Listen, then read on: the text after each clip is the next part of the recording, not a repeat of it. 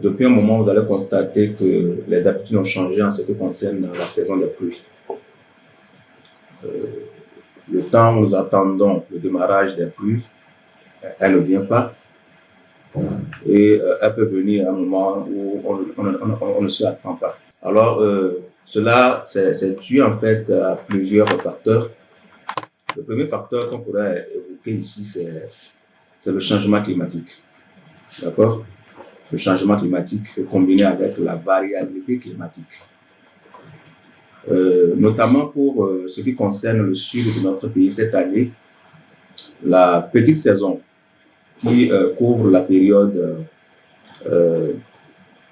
septembre-octobre, vous allez constater que cette année, on n'a pas eu une quantité importante de pluie. Vous voyez, la météo avait déjà prévu cela dans nos prévisions saisonnières, comme quoi la quantité d'eau qu'on aura enregistrée au cours de cette période sera insuffisante. En dehors de ça, que nous devrions assister à des poches de sécheresse. Les poches de sécheresse, dans notre jargon ici, c'est des jours successifs sans pluie. Lorsque, par exemple, il pleut aujourd'hui, il faut peut-être attendre quelques jours avant d'avoir d'autres pluies, et ce qui embête les producteurs. Donc, ce que vous avez constaté, ce décalage-là, c'est dû notamment au changement climatique et puis à la variabilité climatique. La grande saison de pluie démarre déjà à partir du mois de mars, selon la climatologie.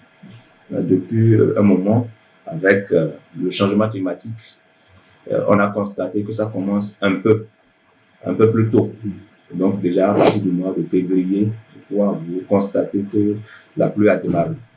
Donc, février-mars, nous avons le démarrage de la pluie, de la grande saison de pluie, et qui va se tendre jusqu'au mois de juillet.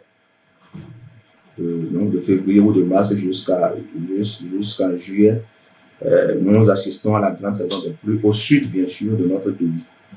Et donc, à partir de mi-juillet jusqu'à la fin du mois d'août, nous traversons la petite saison sèche, d'accord, qui s'intercale entre la grande saison des pluies et la petite saison des pluies. Au nord de notre pays, nous avons l'unique saison des pluies. Ce n'est pas la même climatologie au sud. Et déjà à partir du mois d'avril, la saison démarre au nord de notre pays. Et ça va se poursuivre jusqu'au mois d'octobre, ou plus tard, si éventuellement ça se prolongeait. Sinon, au cas contraire, déjà avant octobre, la pluie devait déjà prendre fin. Et cette année, la météo avait déjà prévu que nous allons assister à une fin de saison tardive. Et qui dit fin de saison tardive veut dire que nous irons au-delà de la normale qui était fixée déjà en octobre. C'est ce qui explique le fait que même après le 1er octobre, nous avons assisté à des quantités de pluie importantes dans plusieurs localités du nord de notre pays.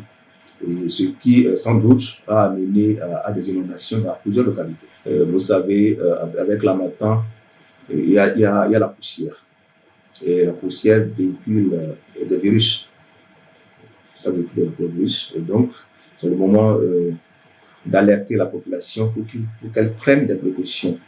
À cet effet, se protéger naturellement contre d'abord le froid qui va s'installer. C'est vrai, au sud, à des moments donnés, on ne sent pas trop l'harmattan compte tenu du fait que nous sommes à côté de la mer. Mais au nord, par contre, l'harmattan s'installe tout comme si vous êtes dans un pays hivernal. Vous voyez, donc notamment la population du nord, je voudrais vraiment leur demander de pas. Parce que si vous allez déjà à Kandy, la température a déjà véritablement chuté.